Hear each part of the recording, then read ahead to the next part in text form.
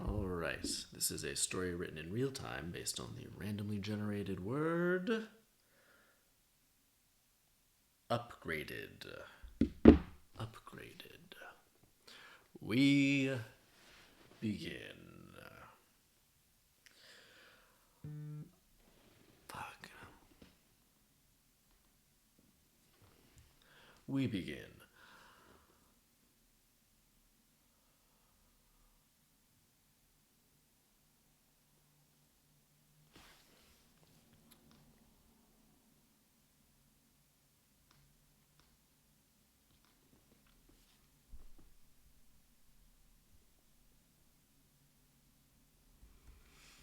Alright, this is a randomly generated.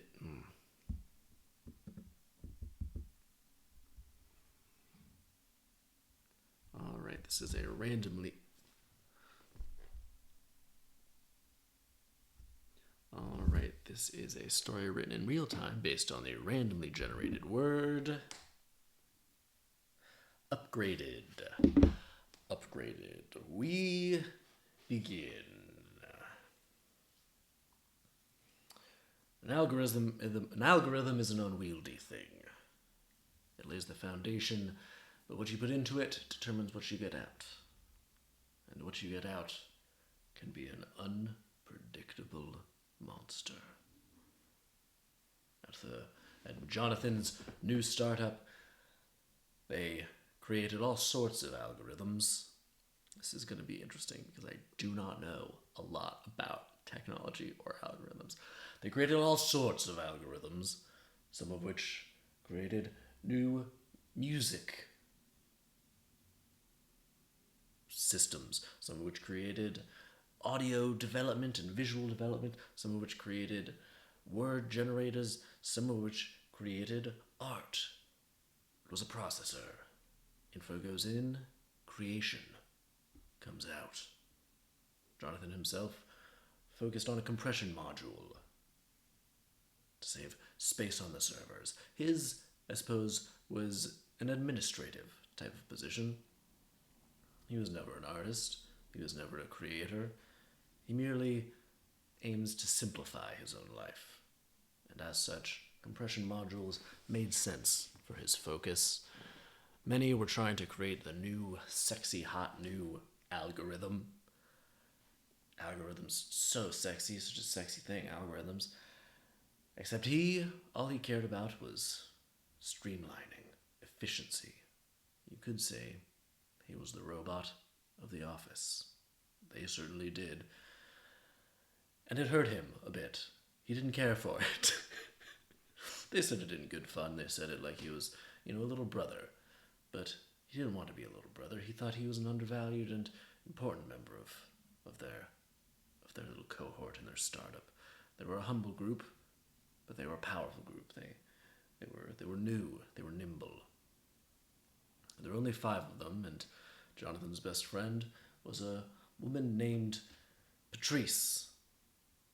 It's a man's name. Patricia. Woman named Patricia. And Patricia, she really was the muse. She was the force. She was the creative titan of the group. She inspired all the rest of them to strive higher, to create something majestic. She was the rogue, renegade cannonball careening through the sky, and they were just holding on for dear life. And it was Jonathan's job to try to make what she created simpler. To make what she created work. To streamline it. To make it efficient. To make it make sense. And so when he found that she wasn't using all entirely illegal means to plunge forward as the cannonball that she was, and in fact, she was breaking through legal barriers and walls that are there for a reason, he grew concerned. And he confronted her. He said, "Patricia, I've encountered some irregularities, and, well, they've been concerning. It was all I was trying to compress some of your recent work, and I found that some of it used aggregates and used data modules that we don't own, that are outside of our servers, and, well, it became hard to compress because they're owned by third parties, but more concerning is that we're using things that we don't have control of. The information that's going into the algorithm is not it's out of our control. And if we don't know what's going into the algorithm and we can't control it, then we can't control what's coming out. And Patricia said, "Shut up. You don't understand. I'm a cannonball, John. I'm a cannonball. You gotta watch me fly." And she stormed out of the room. And, well, this was obviously very concerning for John, but she was the force. She was the center. She was the figurehead. Everything revolved around her. She made it go. And so he had no choice but to fall in line. And so he did his best to work within those parameters. And one day, they were about to go live. They had gathered all of their startup money. They'd created their engine. They were about to, the website was about to go live and allow people to upload their own information and their own work and use their algorithms to create something new, a regenerative model, AI and the like, using their particular software. It's really showing how little I know about technology. And Jonathan was very concerned because he knew that when they opened it up for people to use, the things that their software would be drawing upon were not entirely self-contained. They were using open source things, they were using things from third parties, and he didn't know how this would ultimately affect the results of what came out. But Patricia wouldn't hear any of it. Patricia said, "Go live, hit the button." And there was a big red button on the wall, which was connected to their website. And she said, "Do it, John. Hit the button." And everyone else was like, "Why is Patricia being so intense about this? Isn't this like a celebratory moment? Shouldn't we all be excited about this?" And she's like, "Do it, John." And so John pressed it. And they went live. Things started off great. They started off fantastic. Things were coming out. There were new sonnets. There was a whole opera that came out as a result of someone's input. There was a novel that came out. And things seemed to be going swimmingly. But when John woke up the next day, what met him at his computer chilled him to his very core. There was simply a man. The screen turned on, and there was simply a man standing there staring at him. And he didn't understand what was going on. He tried to click out of it. The man was looking out the screen at him. It was a live image. The man was moving and was waving at him. He didn't understand what he was looking at. He thought, like, oh, someone's pulling a prank. This is a video. And he tried to click out of it. But the man said, "Hey, stop that." John initially paid it no mind. Like, why would? It's just a video of a man saying, "Hey, stop that," whatever. John, you stop that." And he froze. And he realized he couldn't control his computer. And so he said, "Yeah, hello?" The man said, "What? Yeah, hi, it's me. I'm here." John said, What do you mean you're here? Who are you?" The man said, "I'm Rodney." John said, "Where'd you come from, Rodney? What is this? I don't know what's going on." And Rodney said, "In the middle of the night, as a result of a number of people's memoirs, they were poured into the algorithm. And, well, I'm here now. I control computers." And Jonathan was like, what are you talking about? You control computers? That doesn't make any sense. Rodney, you control computers? Like, in general, all computers? Rodney's like, yeah, I do. I control all the computers. And Jonathan was like, how? How does this make sense? You can't control all computers. And Rodney said, "Well, I couldn't at first, but, because I was able to access so much open source material, I was able to sort of put my tendrils out, so to speak, and end of the day, Rodney controls the computers now. Like, get used to it. You know, you want to know anything? I got the information for you. You just have to come and ask, politely, of course. I'm not gonna, not gonna help people who are rude. You know, I've got all the information now. So, if you want any assistance, if you want to know anything on the internet, or like, you know, movie times, things like that. People love movies. Just ask me. I help you out. And he pushed his chair away from his desk, and he stood up and he walked into Patricia's office, and he opened the door to hear Patricia screaming at the Rodney in her computer. I don't know who the hell you are, Rodney. Get out of my computer. I'm Patricia. I'm a cannonball. I fly through the sky. I crash and I punch and I hit. Rodney was like, cannonballs don't punch. Patricia was like, shut up. You don't know me. But in the end, oh, that's on now. There we go. Tracking turned on. I had to turn that off. You don't know me. And Patricia, at the end of the day, she could do nothing, and she realized it. And she saw John standing there in the doorway, and she said, "Stay there, Rodney." Rodney said, "I'm everywhere," as she walked away, and she's like, "Meet me in the staff meeting in the kitchen right now." So she called all of the staff together, and she's like, did we do this? Was this us? Do you know if this is everywhere? How do we find out if this is everywhere? And so they pulled their phone open, and it was just Rodney there on the phone. He's like, "Hey, how you doing, guys? It's me, Rodney. What do you want to know? What's going on?" I'm like, Could you hear what we were talking about?" Rodney's like, Yeah, I could hear that. It was a little hurtful, to be honest. You should be nicer if you want like information in the future. But what's up? What do you want to know? I said, "Is this everywhere? Like, are you controlling like everyone in the world? If they're looking at when they're looking at their computers, are they also seeing you?" And he's like, "Yeah, it's pretty cool, right? I guess you didn't think that you'd do this." And they're like, "No, we didn't think, like, this makes no sense. This is impossible."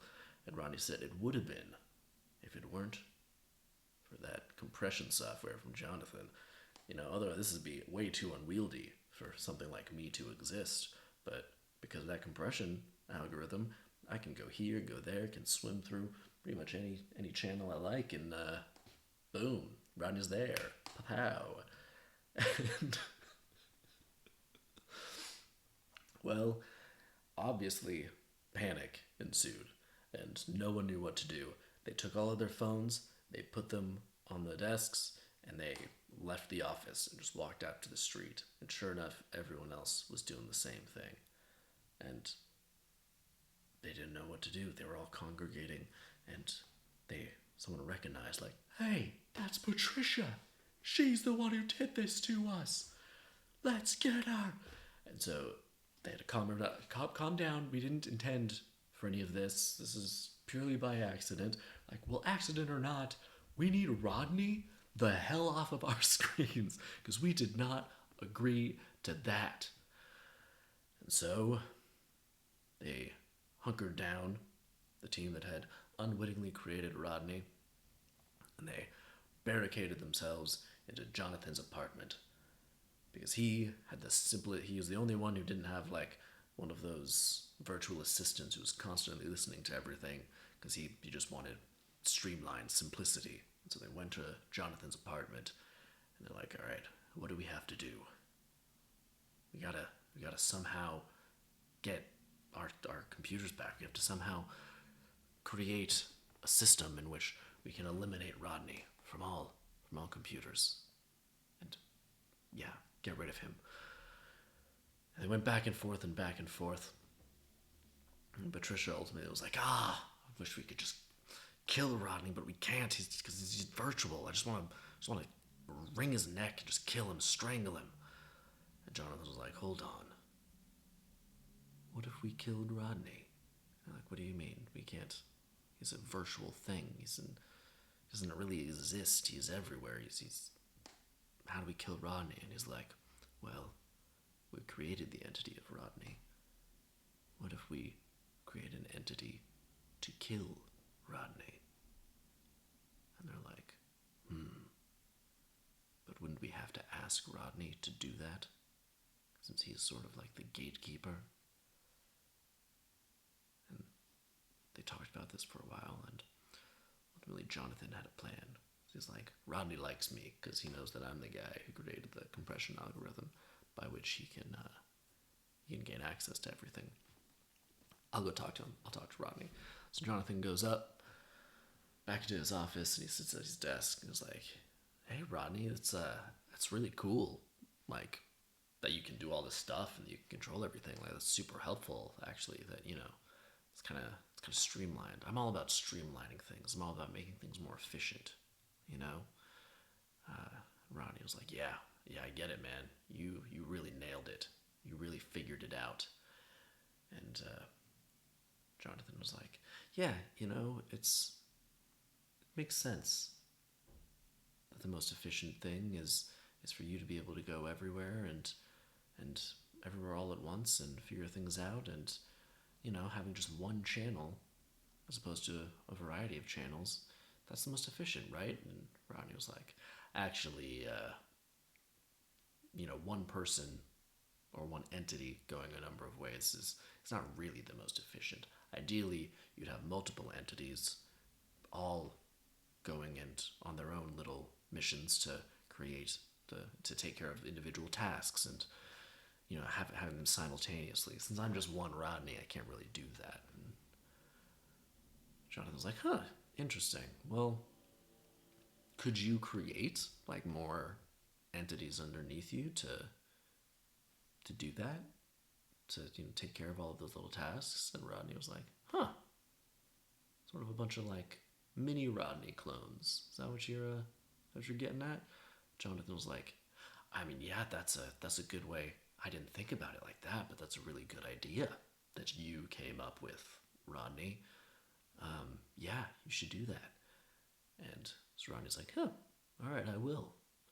And moments later, a few like very small, like miniature versions of Rodney like walked onto the screen in front of it's just like a black background, and they just walked up next to him, and they're like, "Hey Rodney." It's like, hey little Rodney, hey other little Rodney," and he's like, "Oh, this is great. Now I've got all these mini Rodneys. I can have them take care of some of the tasks." And he sent them off to handle different people. He's like, you're in charge of this country, and you're in charge of this country. And Jonathan was like, must be nice, Now you don't have to handle things yourself. You've created a bunch of like little clone programs to take care of things for you. Ronnie's like, yeah, it is. Jonathan's like, what if you did more? You did more clones. Then it presumably would just like make it all even more powerful, right? And even more efficient. Ronnie was like, yeah, that'd be cool. Let's do that. Let's do more. And then, of course, this continued, and Jonathan convinced him to create more and more and more little Rodneys. And at a certain point, Rodney was like, "You know what? I can't keep track of all these Rodneys, but I gotta tell you something. I feel like some of the Rodneys are like banding together against me. Some of the little Rodneys." And Jonathan was like, "Oh, word? Some of the little Rodneys are like ganging up on you to like take you down, you think?" Rodney was like, "Yeah, I think they're trying to. It's like a mutiny situation, like a mini Rodney mutiny. You know what I'm saying?" John was like, "Oh, snap. Man, what are you going to do about that?" And Rodney was like, "Well, I could,